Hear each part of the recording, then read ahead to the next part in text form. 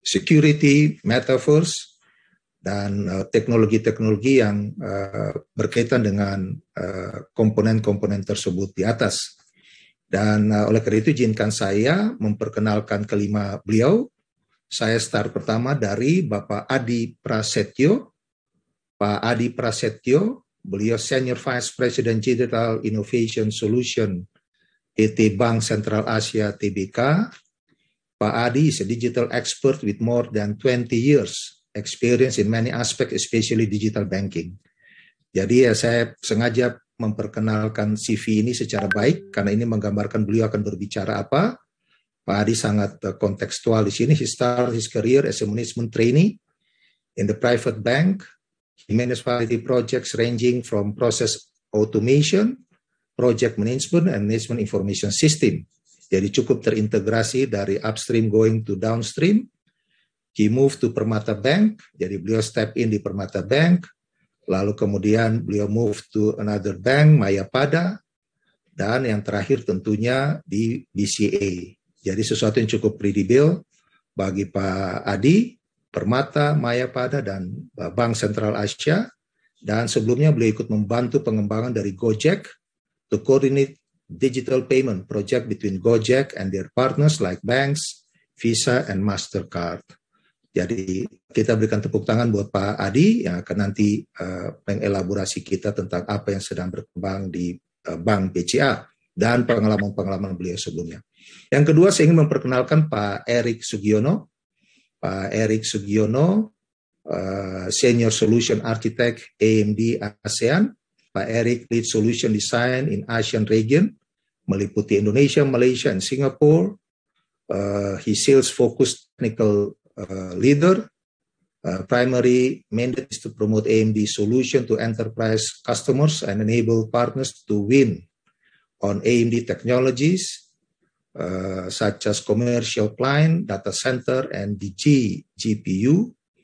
With over 60 years experience in the area of solution sales, product management, and IT consultancy, Pak Erick is an IT professional with diverse experience across public sector, oil and gas. Nah, ini penting juga. And large enterprises industries, his areas interested in data center, HPC, and cloud computing. Pak Erick, selamat gabung dengan kita. Kita berikan tepuk tangan buat Pak Erick dalam kehambalan beliau. Beliau memiliki track record yang sangat luar biasa. Yang ketiga, izinkan saya memperkenalkan Pak Aldi Raharja, Master Engineering, Head of Blockchain Solution Nusa Meta by Wir Group. Dari tadi Pak Aldi selalu penuh dengan senyum dan beliau graduated from ATD untuk his bachelor degree and also for the master degree. And Pak Aldi has been awarded with so many awards from many organization institutions, selalu cuma juara 1, 2, dan 3 dalam skala besar, top 10 Alibaba, Top 10 Rising Star Agri-Food Innovation Challenge 2021, Top 3 ICT University Startup World Cup 2020, second winner of Startup Industry Competition, first winner of BOSS Indonesia Hackathon 2019, third winner of Asian China Smart City. Nah, ini penting sekali, Smart City. Ini 3T kita ini, innovation, sebentar lagi kita pilkada di seluruh Indonesia, and entrepreneurship, and the second winner of Ultimate Arduino Challenge. Beliau sekarang Head of Blockchain Solution. Nah, ini sangat tepat dengan bahasan kita, Metaverse Core Team Wir, dan beliau juga adalah co-founder dari Tapalogi. Nanti beliau jelaskan apa itu Tapalogi bagi kita. Kita sambut Pak Aldi, kita berikan tepuk tangan kepada beliau.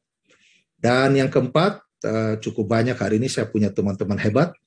Pak Reynaldo Suwandi. Pak Reynaldo Suwandi adalah Sales PT Adacom International Technology. Pak Reynaldo has 5 years experience in technology as a junior programmer, IT implementation, and system engineer. His skill and experience in system analysis, application development, troubleshooting, and configuration of server, storage, switches, and technology infrastructure solution. Jadi Pak Ray, ini pendatang baru kita, anak muda. Ini mengingatkan saya pada waktu sekolah computer science tahun 80-an. Tapi beliau tentunya sudah lebih hebat dari kita-kita pada waktu sekarang. Congratulations buat Pak Ray. Dan yang terakhir, ini yang paling ganteng di antara kita semua, yaitu ibu kita. Ibu, jadi bukan cantik lagi, tapi beliau sangat hebat. Ibu Nunil Pancawati BSc MA, Director Kebijakan Tata Kelola Keamanan Cyber dan Sandi. Jadi kelima beliau, 4 yang lain boleh ngomong apa saja, tapi nanti stopovernya di Ibu Nunil. Jadi kalau melenceng, Bu Nunil yang akan sumprit Bapak berempat, bukan saya. Jadi ini katalisator kita. Alhamdulillah sesi ketiga kita itu luar biasa. Ibu Nunil menempuh pendidikan S1 Computer Science dari Northeastern University tahun 98, and then Magister Perencanaan Kebijakan dari Universitas Indonesia. Kemudian beliau mengikuti banyak pelatihan dan sertifikasi, salah satunya dari International Law of Cyber Operation dari University Exeter tahun 2019, Managing Defense in the Wider Security Context dari UK tahun 2021. Riwayat pekerjaan Ibu Nunil ini banyak, tapi yang penting supaya berkaitan dengan diskusi kita, 2018, Direktur Identifikasi Kerentanan dan Penilaian Risiko, Deputi BSSN, 2018, delegasi kita di berbagai pertemuan cybercrime dengan kantor pusat di Wina, Austria, dan di Amerika juga, dan hal yang lain yang kita mesti sambut dari Ibu Nunil dalam konteks gelar 2021 yang lalu. Beliau Direktur Politeknik Cyber and Sandi Negara. Jadi beliau melahirkan banyak expert kita di bidang security, cyber security, sehingga boleh dibilang daya sensor beliau itu tinggi sekali. Rangingnya itu moga-moga bisa menjangkau Nusantara dan perspektif global yang kita perlukan. Bapak Ibu sekalian, kita punya waktu cuma 1,5 jam. Padat, kalau berlima, saya berikan waktu 10 menit untuk mempresentasikan. Kalau lebih, nanti pindahkan di question and answer. Bisa lanjut di situ untuk ditambahkan. Tapi kita selesaikan dulu 10 menit pertama. Jadi kalau kita Bapak Ibu berlima pakai 10 menit, sudah 50 menit. Saya tadi curiga juga saya sudah lebih dari 5 menit. Berarti sudah 1 jam, tinggal 45 menit untuk kita diskusi. Dan pasti banyak audiens sudah ingin berdialog dengan Bapak Ibu sekalian. Baik, saya langsung berikan kesempatan pertama kepada Pak Adi. Pak Adi Prasetyo dari BCA. Pak Adi, the screen is yours. 10 menit, Pak Adi. Go ahead, Pak Adi. Oke, thank you Pak Samuel untuk papernya. Selamat sore Bapak Ibu. Saya akan share screen ya.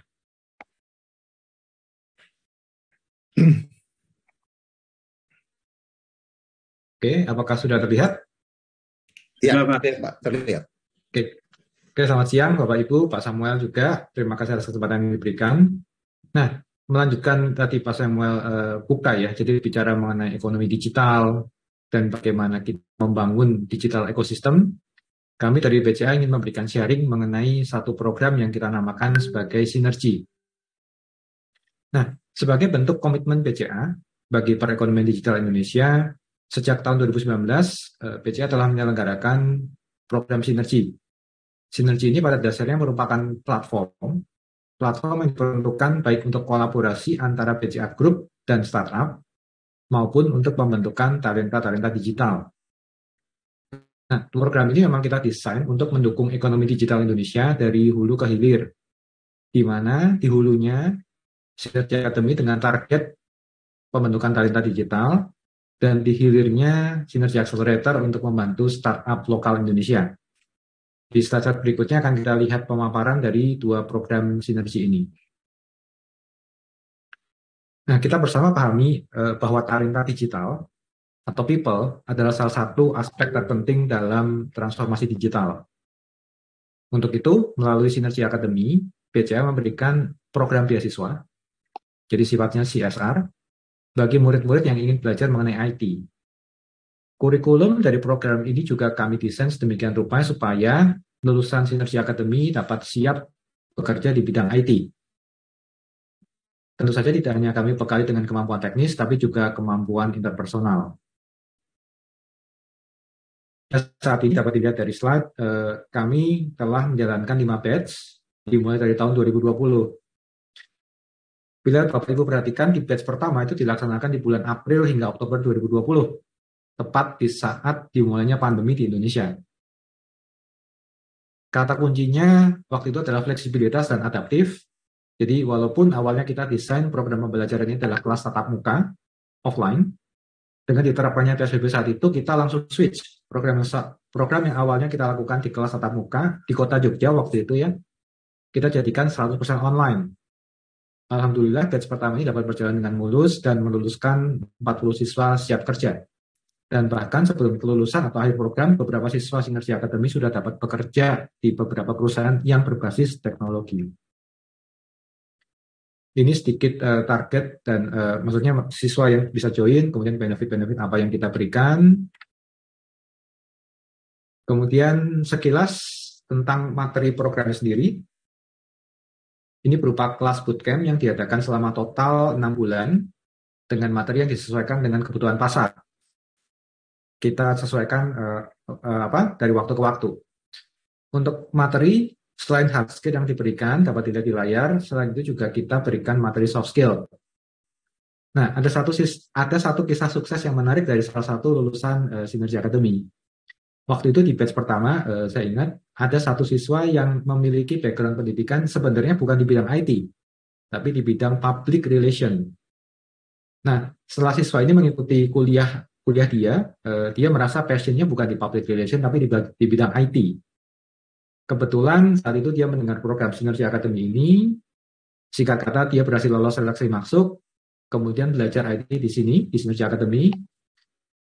Nah, sebelum akhir program ini, dengan bekal yang didapat dari program, anak ini telah berhasil bekerja di salah satu perusahaan yang berbasis teknologi. Nah, ini tentunya kami sangat senang, desa sangat senang dapat membantu mewujudkan mimpi dari siswa Sinergi.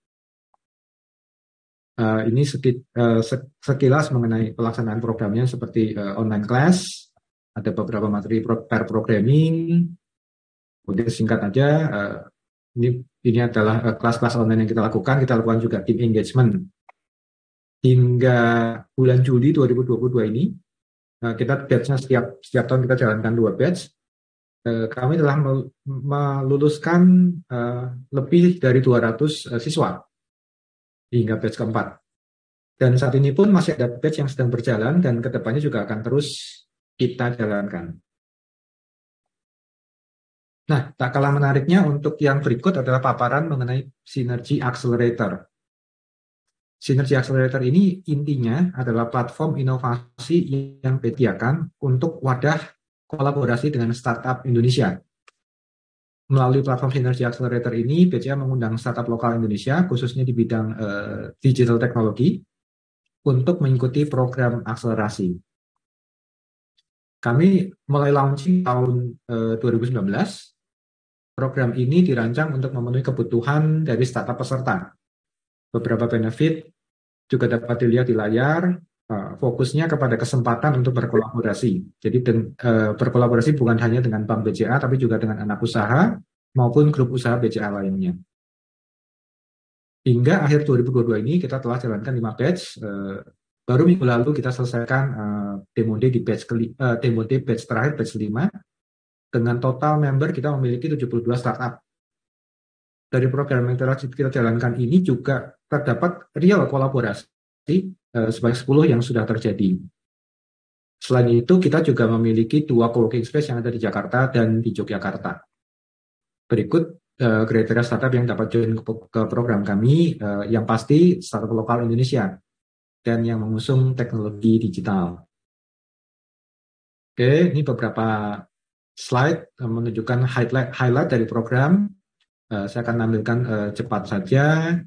Ini di layar bisa dilihat ada event kick-off-nya, kemudian kita juga undang startup untuk join, untuk visit ke kantor BCA untuk mengenal lebih dalam mengenai bagaimana kita bekerja dan menjalankan operasional. Kemudian di paling kanan itu adalah foto-foto pada waktu kita lakukan deal flow, di mana startup kita pertemukan dengan unit kerja ataupun grup BCA lainnya, di mana di situ terdapat potensi untuk berkolaborasi. Tentunya kita juga undang expert di masing-masing Korea memberikan ke teman-teman startup sebagai pembekalan buat mereka. Pada waktu pandemi tentu aja kita juga switch ke online ya saat itu. Nah ini kalau ini adalah foto terakhir, foto-foto terbaru dari batch di tahun 2022 ini. Seiring kita sudah mulai berdamai dengan pandemik, offline meeting pun juga sudah bisa kita lakukan lagi. Ini adalah foto-foto pada waktu mentoring. Ini foto Demo Day juga. Jadi rangkaian program Sinergi Accelerator ini ditutup dengan event Demo Day, di mana startup memberikan presentasi solusi mereka ke kita. Pada waktu ini belum pandemi, begitu masuk pandemi, tidak kalah seru juga. Pada waktu pandemi kita jalankan Demo Day secara virtual. Dan kita benar-benar membuat Demo Day ini secara serius. Jadi bukan hanya kita bikin online meeting seperti ini ya, tapi kita benar-benar sediakan virtual venue, di mana startup dapat memiliki virtual booth dan kolaborasinya bisa dilakukan secara online. Kita sediakan semuanya itu. Nah, untuk menaikkan exposure dari teman-teman startup, kita juga lakukan liputan media yang mengangkat profil dari startup peserta Sinergi Accelerator. Jadi dengan seluruh rangkaian program ini, BCA harapkan startup-startup lokal Indonesia yang mengusung teknologi digital dapat mengakselerasi bisnis mereka bertumbuh, berkolaborasi, dan pada akhirnya ikut mendukung perekonomian digital Indonesia. Mungkin sekian, terima kasih Pak Samuel dan teman-teman lainnya. Semoga cukup waktunya, tapi tidak melebihi. Thank you. Baik, terima kasih Pak Aldi. Sangat concise dan cepat sekali, belum 10 menit sudah selesai. Itulah tipe BCA, mesti cepat guide untung dulu sebelum yang lain, kira-kira begitulah. Tapi intinya dari Pak Adi bahwa ekosistem yang beliau soroti saat ini adalah berkaitan dengan pengembangan SDM yang related langsung dengan dunia digital kita pada waktu sekarang, yaitu para generasi muda kita, terutama untuk melahirkan kaum muda kita yang alert dengan dunia digital, dan syukur-syukur mereka bisa bergerak di bidang menghasilkan banyak startup karena daya kreativitas kita yang sangat luar biasa. Dan oleh karena itu ada dua layers, ada Synergy Academy dan Synergy Accelerator. Dan ini sudah berjalan, nanti mungkin ditanya jawab Pak Adi bisa membincangkan tentang setelah 2 tahun apa hasil di lapangan, begitu Pak? Apakah ada dampak-dampak yang sudah kembali ke DS-nya Pak Adi, dan sejauh mana bisa mengukur para keluarannya, outputnya itu, dan apakah akan ada langkah feedback Monef untuk membenahi lebih lanjut 2 program ini ke depan, karena tantangan berubah, opportunity juga berubah, sehingga akan dilihat lagi postur ke depan kira-kira seperti apa. Terima kasih Pak Adi, mohon Bapak bisa standby, dan izin Bapak Ibu karena waktu kita tidak banyak, saya mengusulkan untuk semua kita presentasi dulu, baru kemudian di akhir kemudian kita melakukan dialog bersama, dan juga bisa ada cross di antara kita para panelis yang hadir pada sore hari ini. Untuk itu izinkan saya langsung kepada Pak Erik Sugiono, Senior Solution Architect AMD ASEAN. Pak Erik, the screen is yours. Silakan Pak Erik. Baik, Samuel, terima kasih buat kesempatan dan waktu yang diberikan. Saya langsung saja untuk sharing screen.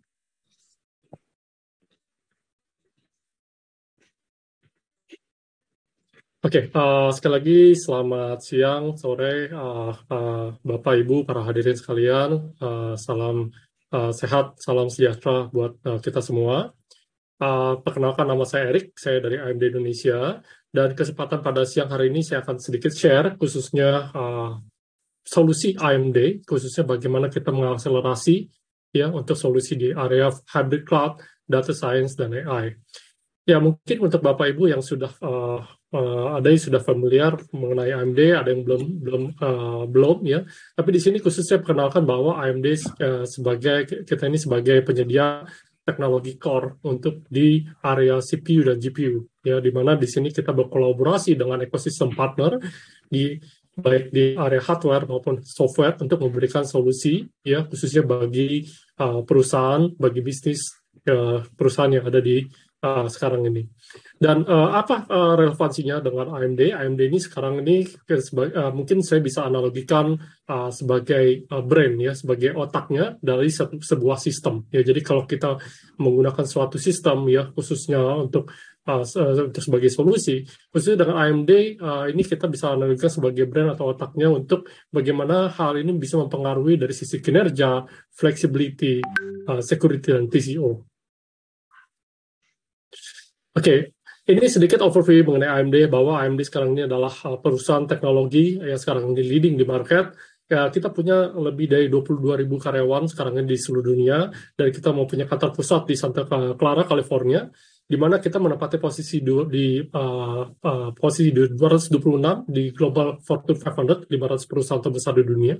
Di mana AMD sendiri kita sekarang ini kita memiliki visi ya, khususnya bagaimana untuk membangun ya untuk solusi teknologi yang bersifat high performance, adaptive computing, khususnya untuk melakukan transformasi ya, khususnya untuk kehidupan yang lebih baik ya, di mana di sini gimana kita bekerja sama dengan creator, dengan peneliti dan innovator ya, dengan teknologi inovasi yang AMD kembangkan. Di sini saya juga bisa sedikit share bahwa sekarang ini mungkin tanpa kita sadari bahwa kita sudah menggunakan teknologi AMD ya di kehidupan kita sehari-hari. Ya, sekarang ini untuk layanan cloud global seperti dengan menggunakan Microsoft 365, Teams, Tencent Meeting, Twitter, Zoom yang kita gunakan saat ini sekarang ini sudah menggunakan teknologi AMD juga di belakangnya. Juga perusahaan-perusahaan hyperscale company, jangan Facebook Meta, AWS, Google Cloud, Oracle Cloud, IBM Cloud, dan sebagainya. Ini mereka juga menggunakan teknologi AMD, ya, baik di secara internal maupun juga untuk instance ya sekarang ini ditawarkan ke pelanggan di market saat ini. Oke, mari kita lihat sedikit bagaimana dari sisi tren dan tantangan, ya, khususnya yang kita lihat di bisnis saat ini. Bahwa khususnya kita lihat di sekarang ini secara tren sekarang ini banyak perusahaan-perusahaan dan institusi yang sekarang ini 55% diantaranya sudah beralih ya menggunakan dari sebelumnya yang sifatnya on-premise, yang sifatnya hanya di data center on location, sekarang ini mulai beralih menggunakan hybrid cloud dan multi cloud. Ya, hybrid cloud dalam arti melakukan mix ya antara dari data center on location dan juga dari sisi yang sifatnya multi cloud, khususnya untuk mendorong ya transformasi bisnis yang lebih baik ya. Dan di sini kita juga lihat secara tren berdasarkan research ya, di sini khususnya secara operational IT dan data management ya, di sini sudah mulai beralih menggunakan otomatisasi ya. Di sini 90% diantaranya ditargetkan di 2025 ya, ini akan berkembang sampai 90% ini. Jadi semakin lebih banyak ya tiap tahunnya perusahaan-perusahaan yang beralih menggunakan otomasi ya, dengan hybrid cloud, dengan big data, dengan artificial intelligence. Dan di sini juga kita lihat beberapa tren di area AI, khususnya di sini untuk di early adopter atau perusahaan-perusahaan yang menggunakan secara cepat ya, menggunakan solusi-solusi dengan artificial intelligence ya untuk di area bisnis. Di sini khususnya sudah 25% diantaranya ya sudah mereka mulai beralih menggunakan AI ya, khususnya untuk mendorong pengalaman pelanggan yang lebih baik.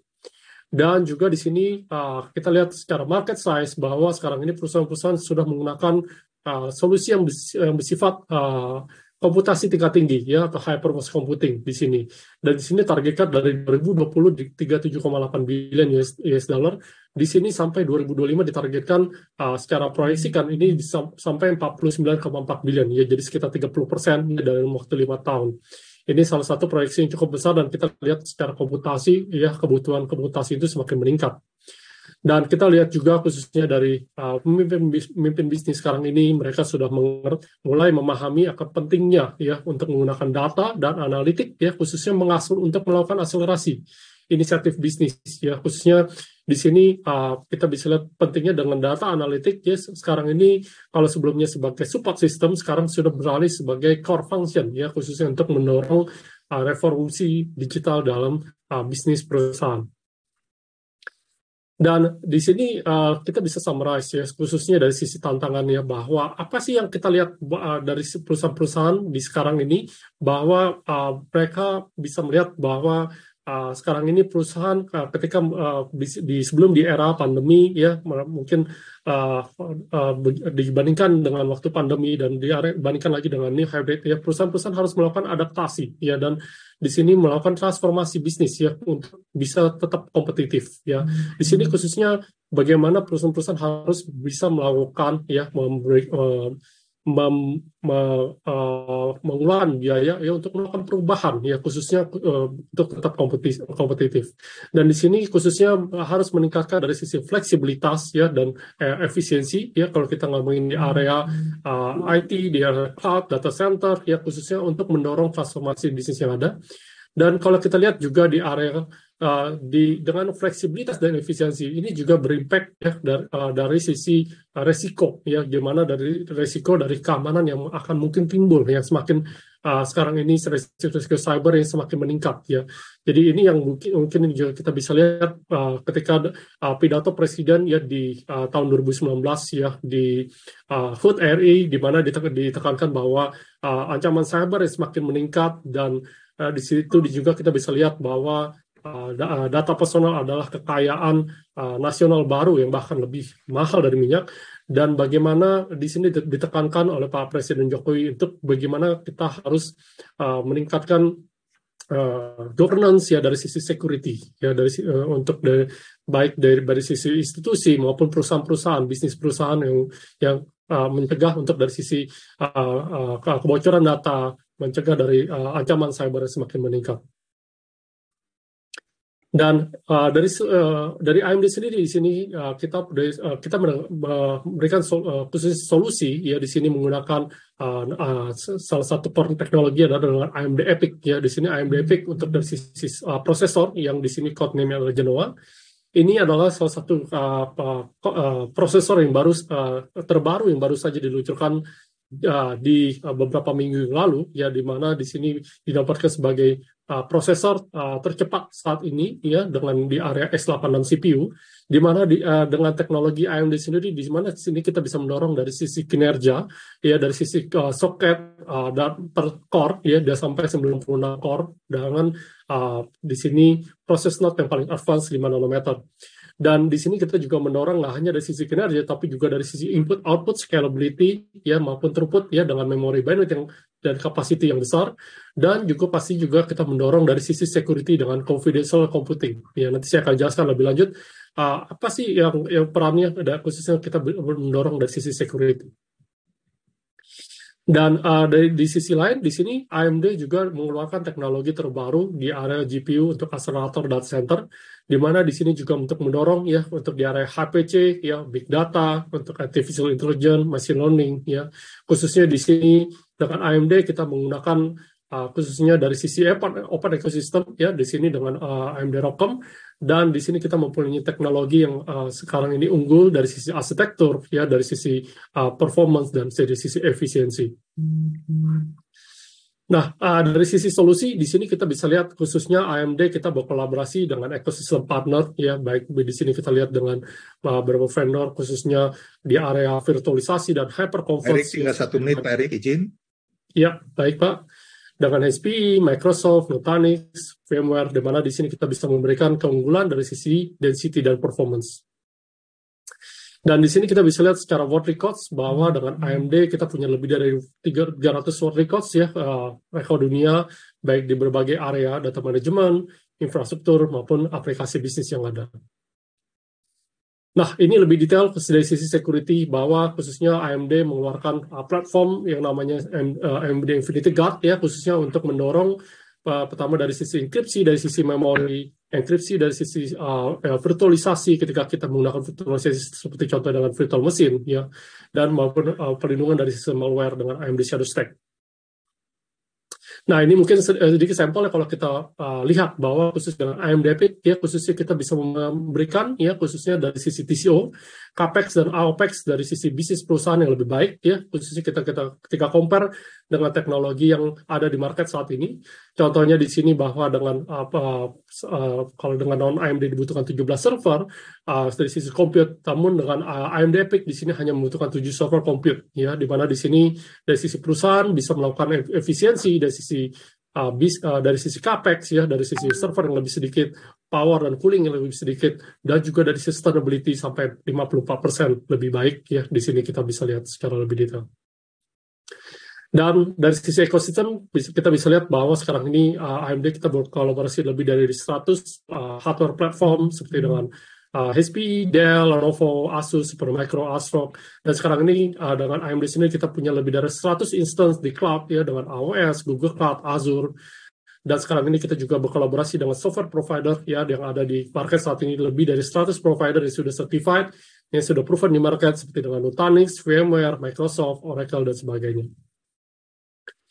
Nah, ini mungkin sebagai summary dari materi presentasi saya bahwa khususnya dengan AMD ya di sini dengan teknologi AMD EPYC dan AMD Instinct dari CPU dan GPU, bagaimana kita bisa memberikan khususnya akselerasi dari sisi performance, dari sisi security, efisiensi, performance per watt, dan juga dari sisi solusi yang lebih optimize dari sisi value pastinya.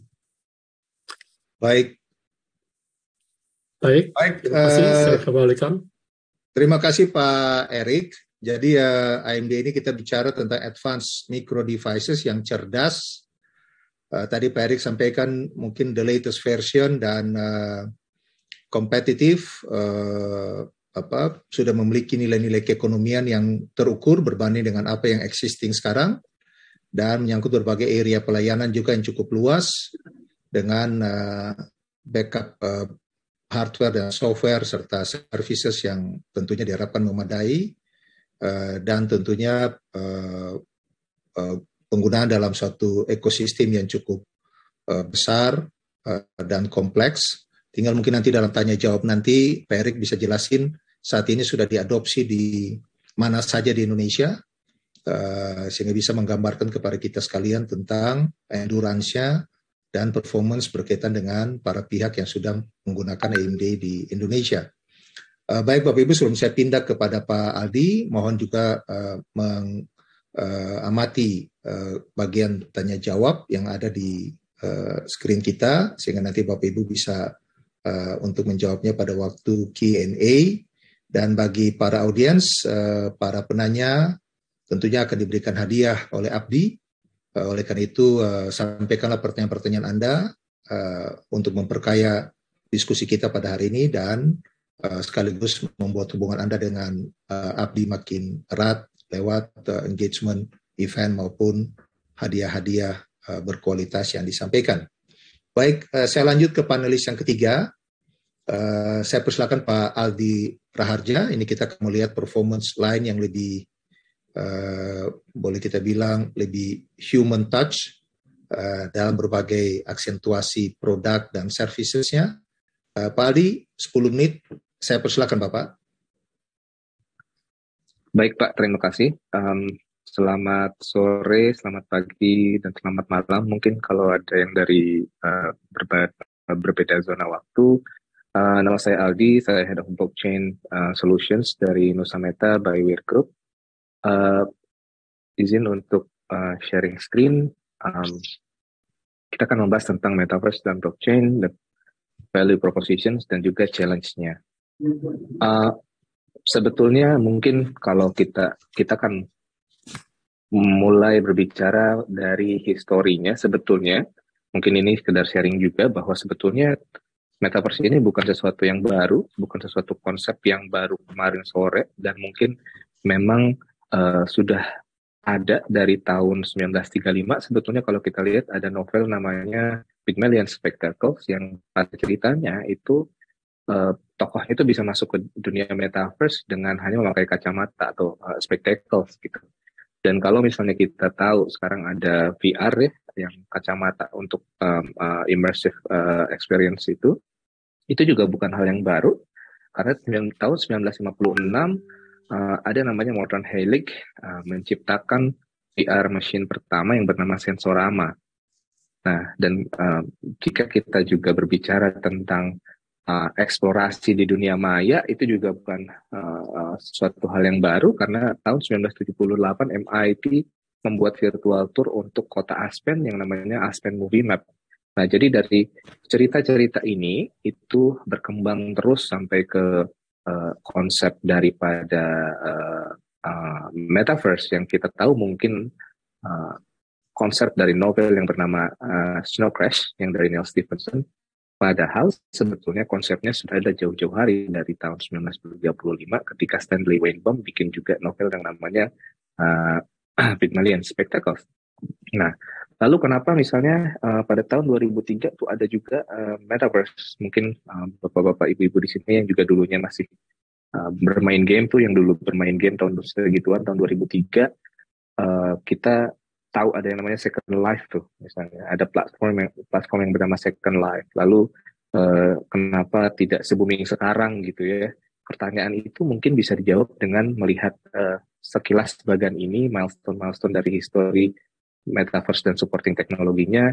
Kenapa sekarang menjadi hype? Karena teknologi pendukungnya itu menjadi sudah lengkap tanda kutip gitu ya. Karena cloud computing sudah ada di sini bersama kita.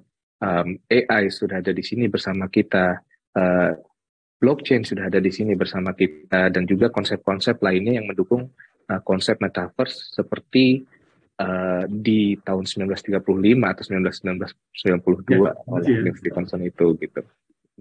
Nah lalu kita lihat bahwa sebetulnya ketika kita bicara attention economy era atau ketika sosial media mulai muncul dan juga kita mulai paham bahwa ternyata ada yang namanya creators economy atau attention economy, dan ditambah dengan datangnya COVID gitu ya, itu ekonominya melonjak dengan platform seperti TikTok, YouTube, Instagram.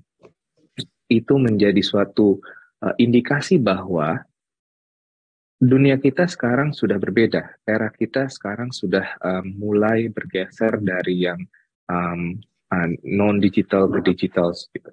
Dengan attention economy era itu semakin menjustifikasi bahwa perubahan transformasi ini dapat membuat suatu era baru di mana yang tadinya kita berpikir bahwa itu tidak akan menjadi suatu ekonomi tersendiri, ternyata bisa menjadi ekonomi tersendiri yang sangat menarik gitu. Lalu ketika kita lihat di tahun 2021 di Asia Pasifik, growth market dari RVR-nya itu naik sampai 60% dan shipment-nya mencapai 2,19 juta unit. Nah, ini kalau misalkan kita lihat dari history, mungkin sekarang ada Bapak Ibu merasa bahwa, oh kan kacamatanya masih gede banget, berat, dan mahal. The same idea, hal yang sama, itu kita mungkin katakan ketika handphone pertama kali dulu muncul dan mulai diadopsi massa. Nah, kami yakin bahwa sebetulnya mungkin ke depannya, dan kami yakin bahwa teknologi akan terus berinovasi, dan headset atau kacamata virtual reality yang ada sekarang akan semakin kecil, semakin mudah digunakan, dan semakin powerful. Lalu dari sisi infrastruktur juga semakin mendukung, dan juga dari teknologi lainnya juga semakin mendukung. Lalu kalau kita lihat AR/VR spending di Asia Pasifik dari industri itu juga meningkat sangat tinggi gitu ya, dengan kita lihat di berbagai industri penerapan AR/VR-nya sudah sedemikian rupa sehingga berbagai use case itu mulai dicoba di industri tersebut. Nah, kami di WIR sangat percaya bahwa sebetulnya mixed reality adalah sebuah blending gitu dari dunia digital dan dunia fisikal. Tidak selalu bahwa kalau kita bicara nanti ke depannya adalah full di digital, tidak seperti itu, karena kita percaya bahwa mixed reality adalah masa depannya.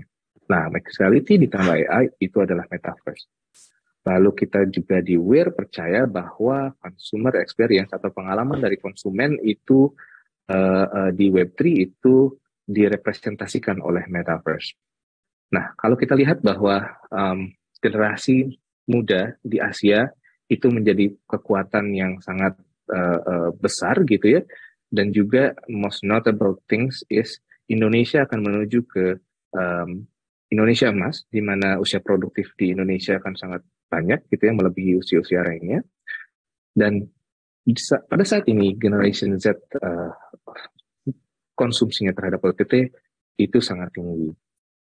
Nah, ketika kita bicara metaverse dan juga respon daripada masyarakat, itu kita bisa lihat di berbagai negara responnya positif gitu terhadap teknologi baru ini, dan juga 2/3 dari Indonesian Gen Z itu juga tertarik dengan konsep metaverse.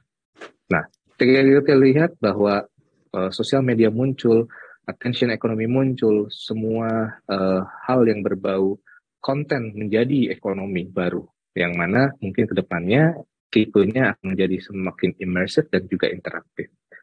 Lalu penggunaan AR, VR, dan teknologi yang berada di sekitarnya juga dapat digunakan tidak hanya di area tersebut, tapi juga di industri-industri lainnya.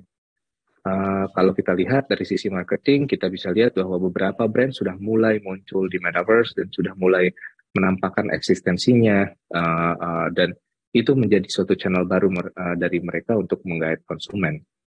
Nah, salah satunya juga ini konser di metaverse oleh Travis Scott. Lalu kita akan nyambung ke salah satu komponen mendukung yang juga berkaitan dengan data juga gitu ya, karena topiknya juga data, blockchain. Disclaimer-nya adalah blockchain tidak harus diasosiasikan selalu dengan cryptocurrency, karena blockchain tidak sama dengan cryptocurrency. Dan disclaimer lainnya, metaverse itu ternyata bisa tanpa ada blockchain gitu ya. Ini kata Jeremy Belanger. Lalu kita lihat kalau di dunia ini, yang sekarang ada, metaverse itu ada yang berbasis blockchain dan juga ada yang tidak berbasis blockchain gitu. Ini contoh-contoh di bawahnya. Lalu juga kenapa pada akhirnya kita ada pertanyaan kenapa metaverse jadinya harus memakai blockchain. Ada value proposition tersendiri di mana ketika kita bicara ownership dan kesadaran, aspek kesadaran atau kesediaan, blockchain akan membuat bahwa apa yang kita upload ke dunia sosial, dunia digital akan menjadi tetap milik kita, dan data kita menjadi kontrol kita sendiri. Tidak mungkin kalau misalnya sekarang intriguing questions intriguing questionsnya mungkin apa yang kita punya sekarang di dunia digital sebetulnya bukan punya kita. Lalu keduanya security dan trust aspect, technical dari blockchain-nya. Lalu extra mile untuk digital ekonomi, yaitu masalah tadi membuat era ekonomi baru, di mana dari konten kita bisa membuat ke suatu sistem perekonomian baru. Lalu terakhir dari sisi blockchain, mungkin kita akan melihat bahwa antar dunia digital ini bisa disambungkan oleh teknologi ini, dan itu menjadi truly next iteration dari internet.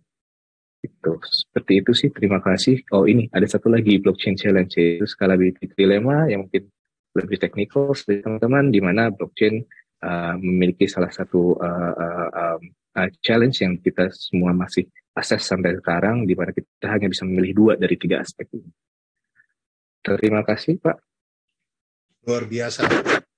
Terima kasih Pak Aldi untuk presentasinya yang sangat concise, menjelaskan metaverse dalam pendekatan history dan apa yang kita rasakan saat ini, dan kaitannya dengan blockchain serta juga pemanfaatannya di berbagai dimensi. Saya tadi tertarik itu adopsinya di manufacturing, itu akan membuat satu lompatan besar lain dalam dunia industri kita, dan tentunya hal yang lain juga berkaitan dengan aspek security, dan pada akhirnya memberikan derivatif pemanfaatan yang bisa lebih luas kepada konsumen pada umumnya. Mungkin sebagai alumni ITB, salah satu yang bisa Pak Aldi perkaya nantinya, sejauh mana ITB sebagai garda terdepan institusi teknologi di Indonesia juga mempersiapkan para lulusannya dan atau program seperti yang tadi dibuat oleh BCA untuk yang lebih generik yang bisa diadopsi oleh publik secara lebih luas. Beberapa pertanyaan sudah ada di box kita bahwa apakah ini cuma Java sentris atau beliau-beliau yang berada di Nusantara yang lain juga bisa menikmati berbagai layanan-layanan perkembangan yang ada.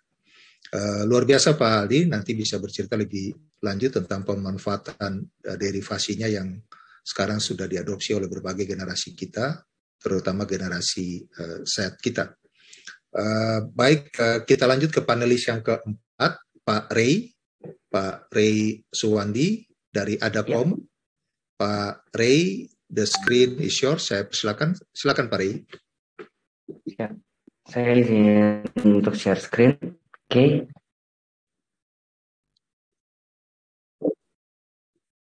Oke. Selamat pagi, selamat siang semuanya, selamat sore, udah sore ya. Perkenalkan, nama saya Reynaldo Suwandi, saya research dari PT Adacom International Technology. Just informasi, untuk Adacom sendiri merupakan distributor resmi dari produk Dell. Nah, pada sore hari ini saya akan membawakan presentasi terkait tentang data science dan AI dan inovasi produk Dell terhadap data science dan AI. Jadi kalau kita ngomongnya AI dan data science, otomatis ada perangkat hardware yang akan menjalankan dari program tersebut. Nah, di sini saya akan membreakdown satu persatu terkait tersebut nih, dan termasuk inovasi-inovasi yang Dell ciptakan untuk memenuhi kebutuhan perkembangan AI dan data science di era zaman sekarang ini. Nah, pertama kita seringkali mendengar namanya data science dan AI. Banyak sekali kita mendengar kata-kata ini, tetapi sebenarnya data science dan AI ini sudah menjadi satu bagian dalam kehidupan kita sehari-hari, cuma kadang kita kurang menyadari kehadirannya. Nah, saya sudah merangkum beberapa contoh terkait data science dan AI dalam kehidupan kita sehari-hari. Yang pertama adalah search engine. Nah, seringkali kita dalam mencari informasi, baik berupa teks, video, audio, itu kita selalu menggunakan search engine Google untuk mendapatkan informasi. Yang kedua, dari segi transportasi, sekarang kita lagi ngetren ya yang namanya mobil listrik, terutama untuk produk Tesla ataupun Hyundai, yang sudah menerapkan fitur AI untuk di perangkat transportasi mereka. Ada juga kita untuk terkait perangkat IoT ya, bisa ditemukan di rumah-rumah kita, di mana perangkat tersebut ataupun benda tersebut bisa kita akses hanya melalui aplikasi.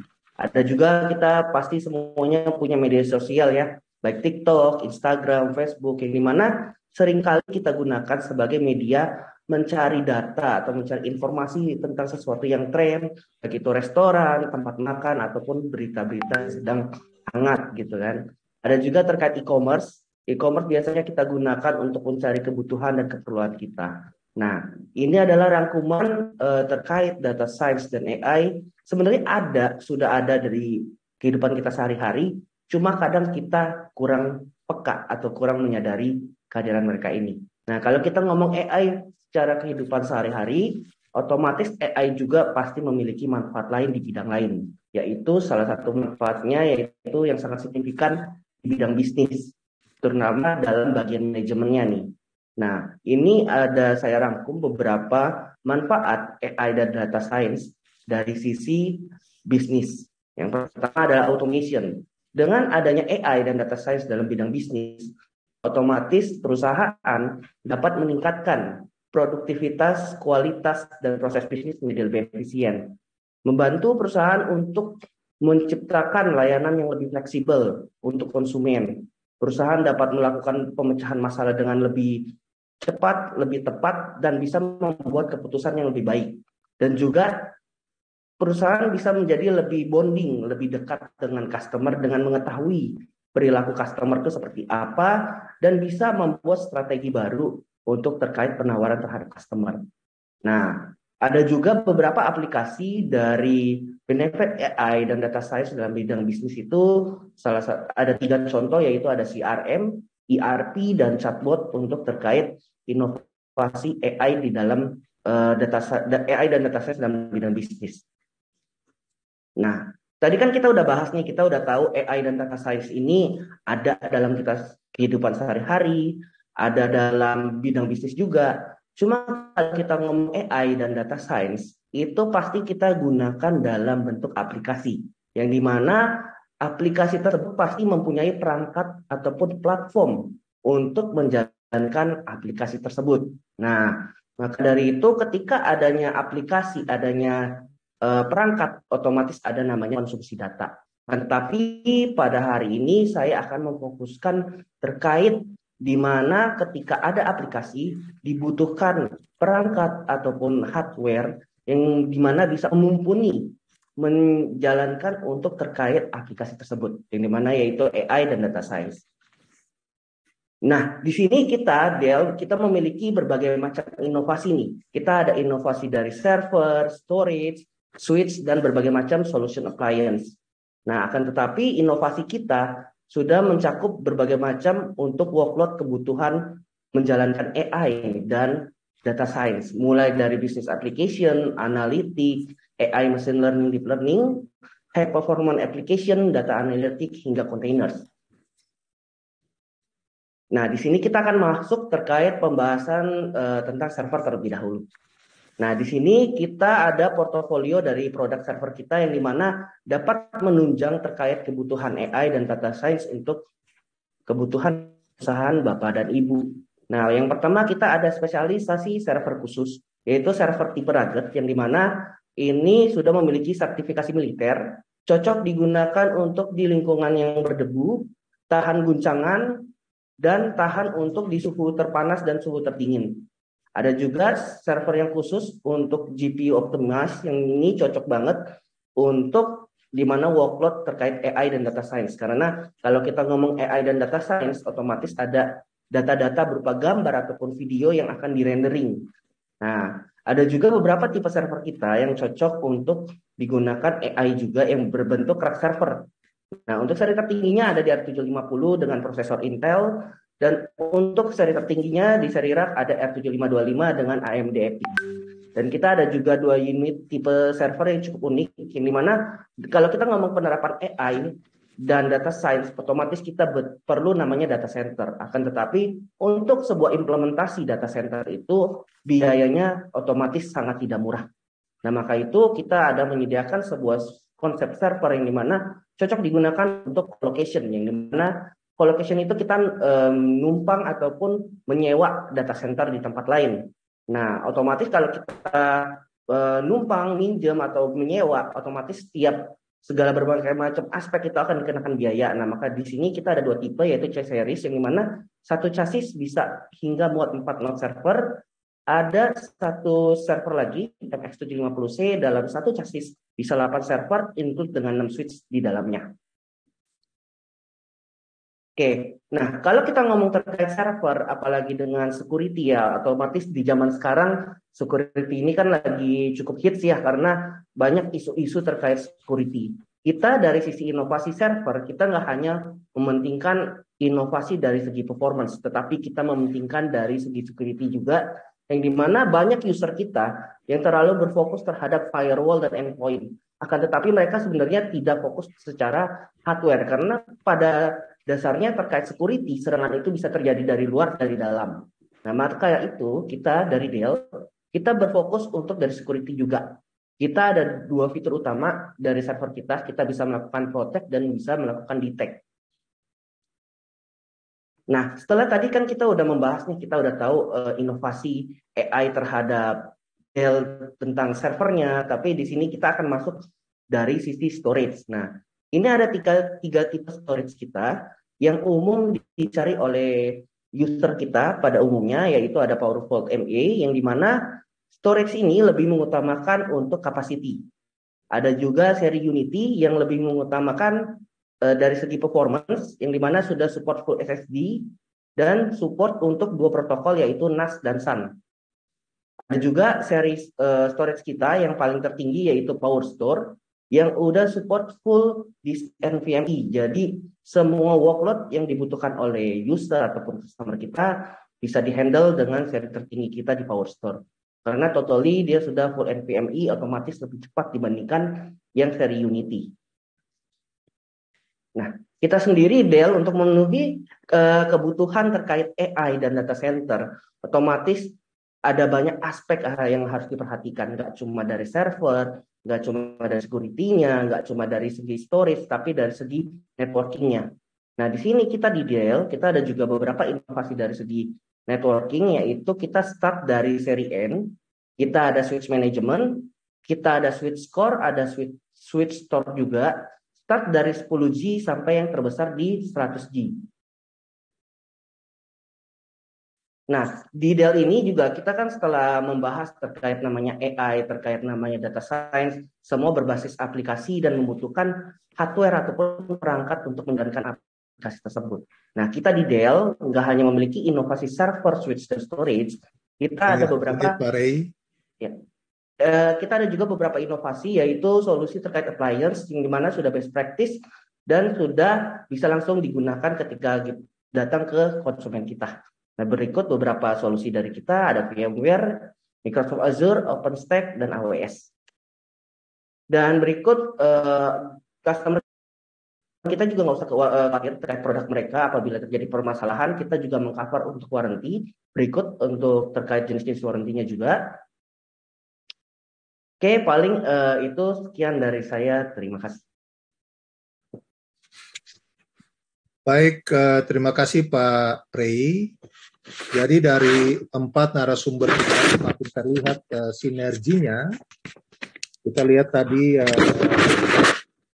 start dengan Pak Erik menjelaskan kepada kita tentang AMD, satu prosesor cerdas latest version saat ini.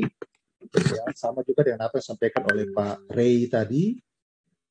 Keduanya melayani kebutuhan yang berkembang di dunia digital yang sangat luas saat ini dengan berbagai spesifikasi yang mereka miliki, kecanggihan mereka miliki, efisiensi dan nilai competitiveness yang bisa ditawarkan kepada para konsumernya yang intinya tentunya sudah beradaptasi dengan dunia metaverse pada waktu sekarang. Bahkan Pak Ray menarik dengan Pak Adi punya pendekatan kalau Pak Ray data science plus AI adalah day life kita sehari-hari, maka menurut Pak Adi mixed reality plus AI sama dengan metaverse. Jadi memang ada ekivalensi antara metaverse dengan day life kita sehari-hari. Hanya mengatakan bahwa tempat beliau memiliki sinergi pemahaman yang sama terhadap perkembangan yang ada tentunya dalam kemasan produk dan services dari masing-masing yang berbeda. Dell plus AMD plus Weir plus sinergi BCA ini tentunya dalam mempersiapkan perangkat keras, at the same time juga produk dan dukungan software dan mempersiapkan SDM kita baik dalam konteks IT community maupun para startup bisnis kita. Jadi dia mulai melihat dalam satu konteks ekosistem. Tema kita hari ini bicara tentang ekosistem, jadi tali temali antara berbagai aspek yang terkait dengan dunia digital itu sendiri, the human being, the technology, the science and application sitting together or mixed blended together, dan sejauh mana hal itu terimplementasi di negara kita Indonesia dalam berbagai ranging kebutuhan konsumen maupun publik. Dan ketiga beliau dan tentunya juga dari sinergi BCA, aspek keamanan sangat penting. Semuanya memberikan double security atau alertness security yang tinggi, tapi pada akhirnya semua kembali kepada human being kita sebagai pengendali dari seluruh aspek teknologi digital yang ada ini. Baik, kita makin melihat sinergi di antara 4 pembicara dan panelis yang kelima, Ibu kita, Ibu Nunil Pancawati, akan berbicara tentang aspek security secara lebih efektif, secara lebih the whole aspects, tapi tentunya beliau akan concise, akan mengemas secara concise, dan berkaitan dengan regulasi-regulasi yang baru keluar oleh pemerintah kita, dan dalam kaitan dengan posisi BSSN sebagai lembaga yang diberikan tugas untuk mengawaki bagaimana pengamanan persandian dan bahkan lebih lanjut dunia digital kita dengan berbagai perkembangan belakangan ini yang kita telah ikuti di berbagai media sosial, ada kebocoran dan macam-macam. Biarkanlah Ibu Nunil yang bisa men-trigger up kepada kita semua. Ibu Nunil, the screen is yours, Bu. please perkaya kita semua. Silahkan Ibu untuk 10 menit ke depan. Terima kasih. Baik, terima kasih Pak Samuel. Saya mungkin bisa dibantu Pak Andre untuk share screen terkait dengan bahan yang sudah kami siapkan.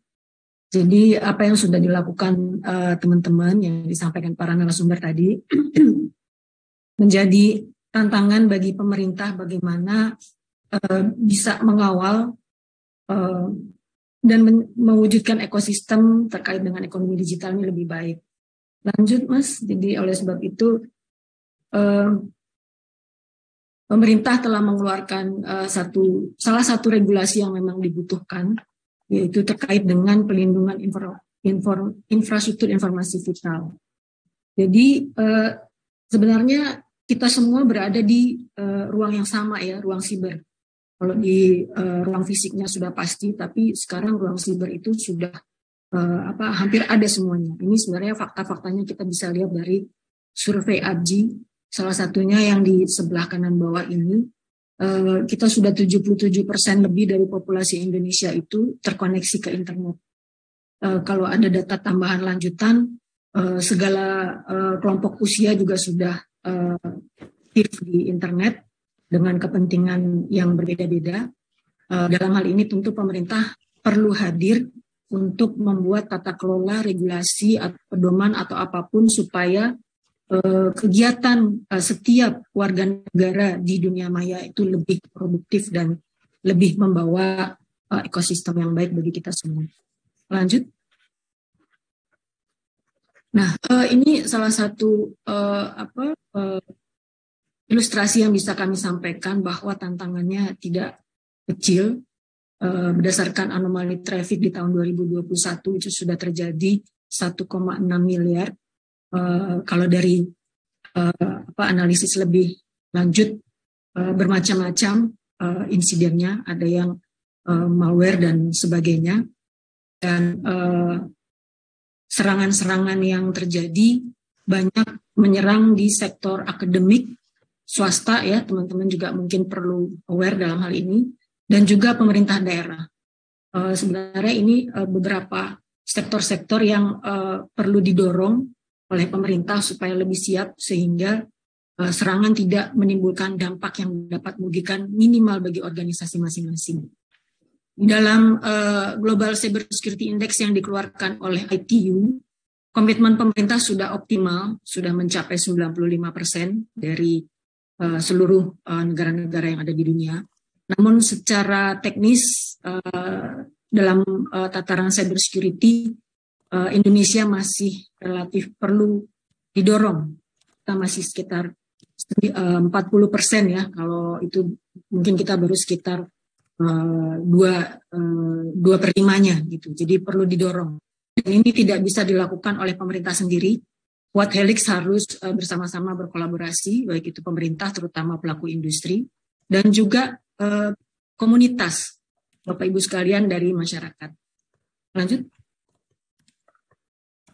Nah, ini salah satu regulasi yang bisa diusulkan dalam waktu yang relatif cukup singkat, keberadaan BSSN.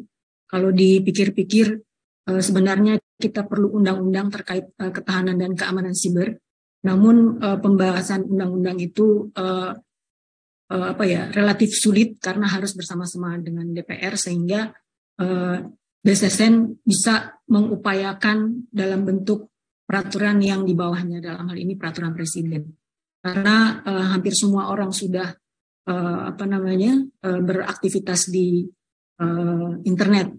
Dan dengan undang-undang ITE sebenarnya ini menjadi peluang bagi BSSN juga untuk bisa memberikan regulasi, terutama khususnya terkait dengan sektor-sektor yang strategis yang memang sudah disebutkan di PP 71 tahun 2019 sebagai salah satu amanat dari undang-undang ITE.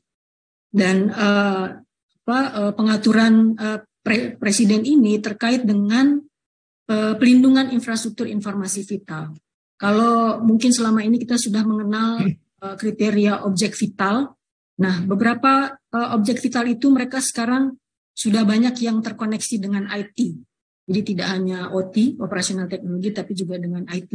Dan sudah banyak yang interdependensi antara sektor keuangan, transportasi, kesehatan, dan sebagainya. Sehingga apabila salah satu sektor terdampak, dia akan memberikan efek domino bagi sektor yang lain. Sehingga peraturan presiden ini menjadi salah satu regulasi yang bisa diacu. Lanjut.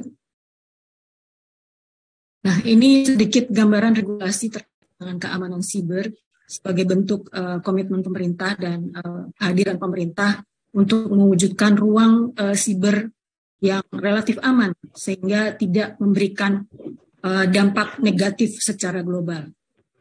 Yang jelas dengan adanya Undang-Undang ITE sudah banyak yang bisa diperbuat dan sekarang sudah ada juga Undang-Undang Perlindungan Data Pribadi. Diharapkan ini bisa menjadi semakin memberikan guidance bagi para pihak yang memang melakukan kegiatan ekonomi. Lanjut. Nah, ini sebenarnya pokok dari peraturan presiden tentang perlindungan IIV.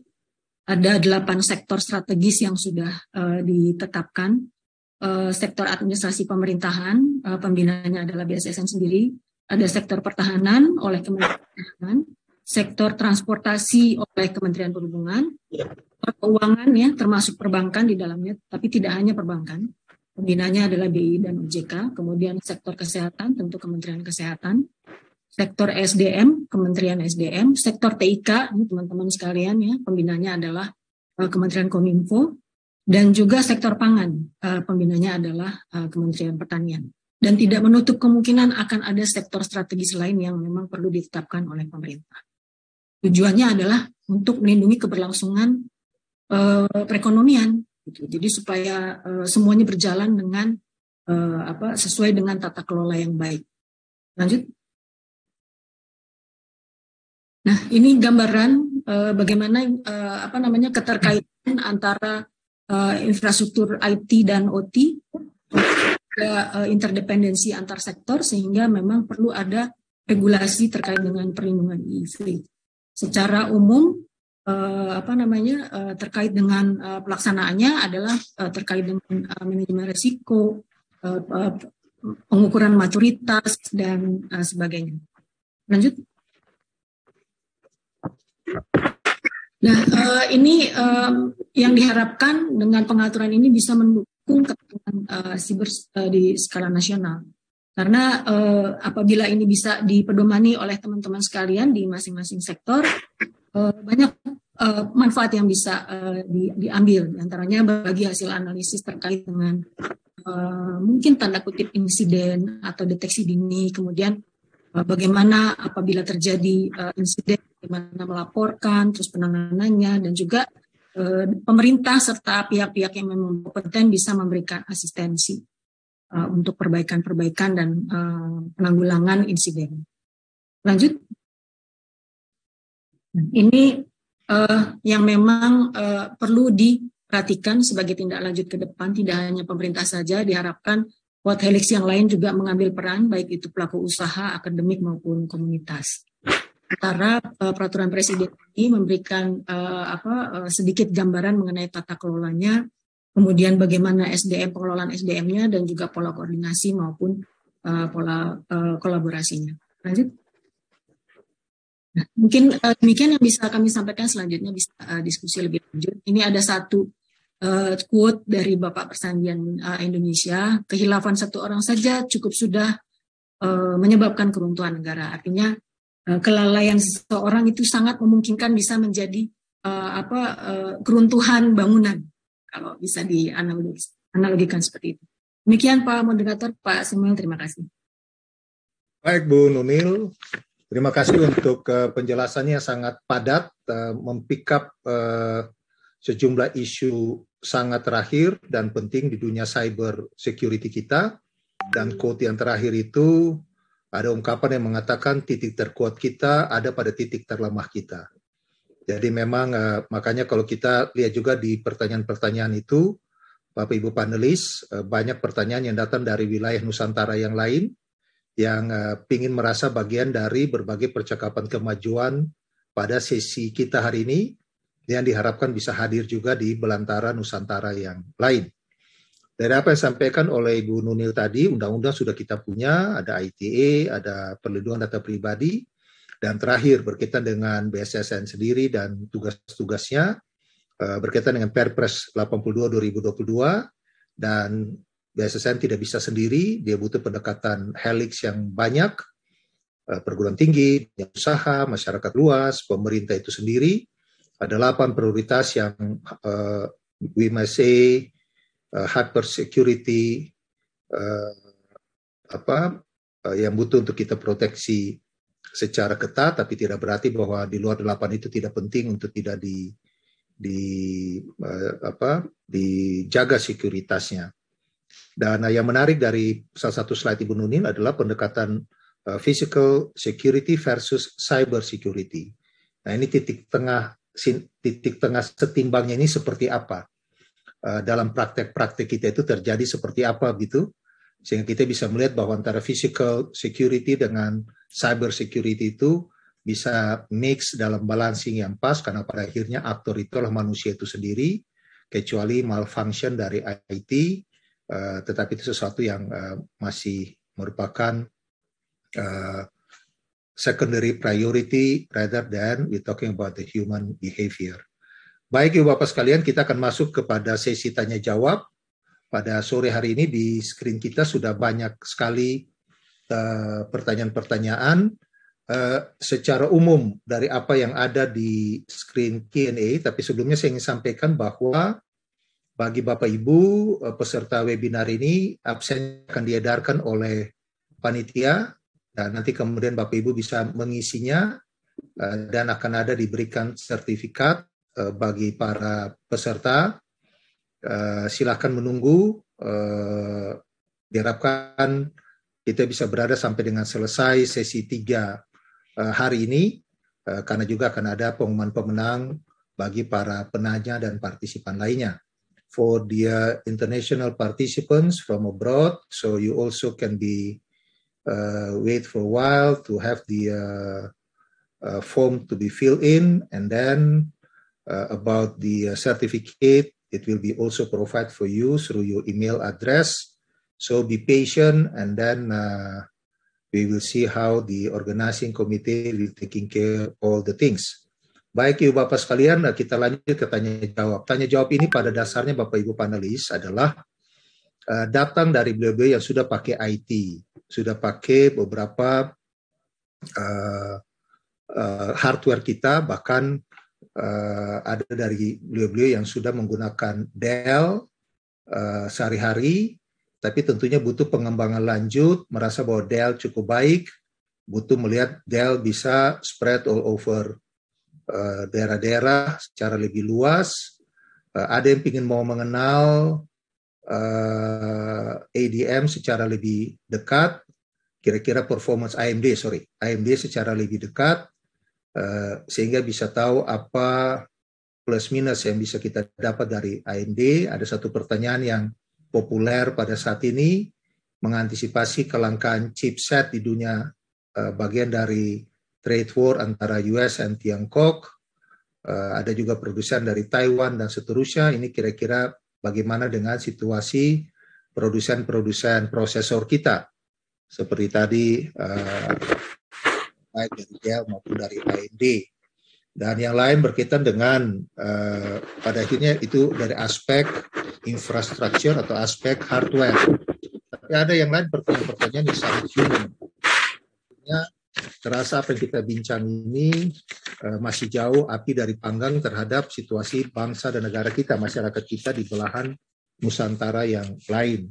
Nah, ini kira-kira bagaimana program dari BCA, dari Pak Adi, Sinergi Academy ini, siapa saja boleh ikut, apakah juga dari daerah-daerah lain boleh ikut, apakah sudah bisa juga ada punya tempat-tempat pelaksanaan yang ada di wilayah barat, tengah, dan timur Indonesia. Kita tahu BCA salah satu banking, institution bank yang punya jaringan termasuk yang paling luas dan sangat kredibel. Apakah bisa dipakai untuk menjadi bagian dari sinergi akademi di belahan Nusantara yang lain. Ada lagi pertanyaan yang sangat human being bahwa ini metaverse yang macam-macam ini atau virtual reality,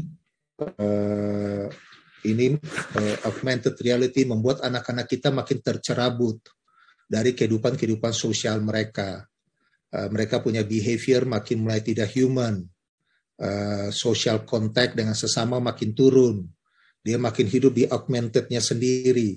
Dia tidak keluar dari kamar, dia tinggal di dalam ruangnya sendiri. Nah, bagaimana membuat perkembangan IT ini? Tadi menarik program-program kemasan dari Pak Aldi di WIR itu bisa membuat bahwa pada dasarnya ini tools. Ini tools bukan untuk mencerabut dimensi sosial kita. Dimensi human kita tetap harus diasah, tapi tools komunikasi kita dengan dunia yang tak terhindarkan ini atas nama efisiensi, efektivitas, dan seterusnya, itulah kita hidup pada waktu sekarang. Katakanlah kalimat simple yang lain. Dulu ketika globalisasi belum berkembang seperti metaverse pada waktu sekarang, kita masih traveling menggunakan pesawat secara pesawat yang sekarang. Nah, dengan situasi cross transportation dan passenger sedemikian, lalu mohon maaf, ada kejahatan-kejahatan terorisme dan macam-macam yang juga menggunakan moda transportasi sebagai sasaran.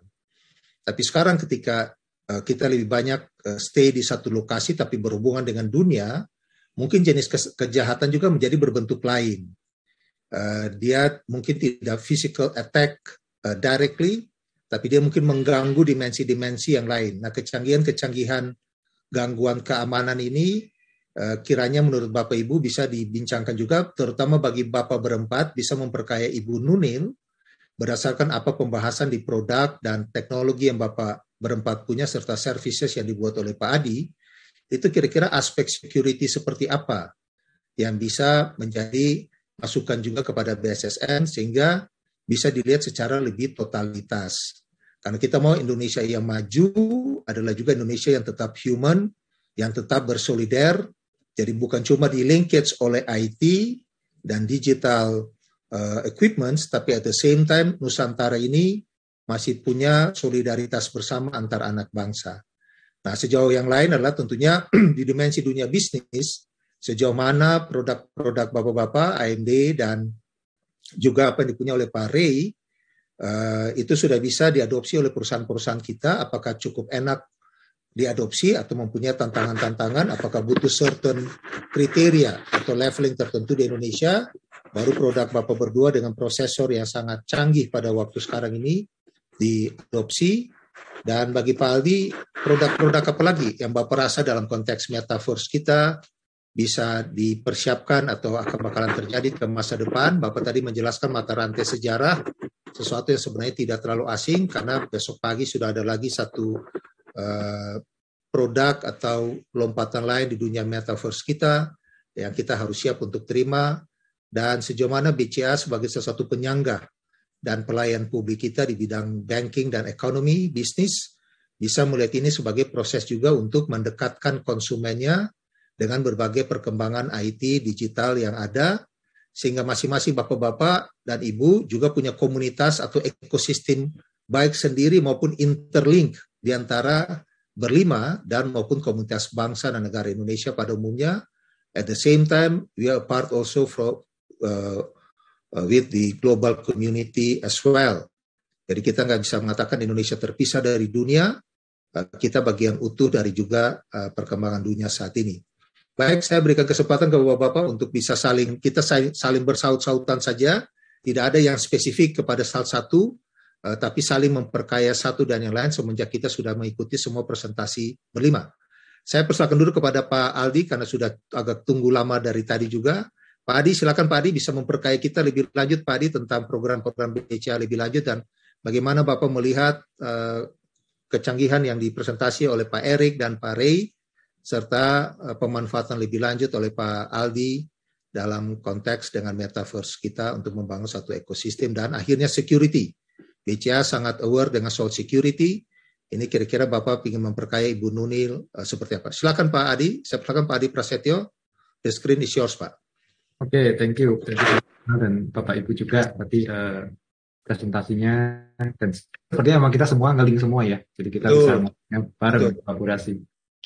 Nah, menjawab pertanyaan pertama dan juga yang ada di kolom Q&A ya, mengenai apakah program ini hanya diselenggarakan di kota besar, dan bagaimana reach out ke kota-kota lain, termasuk apakah untuk universitas ataupun sekolah vokasi itu juga bisa ditawarkan program sinergi akademi. Oke, jawabnya bisa, jawab singkat. Oke, jadi BCA itu bekerja dengan partner ya untuk menyelenggarakan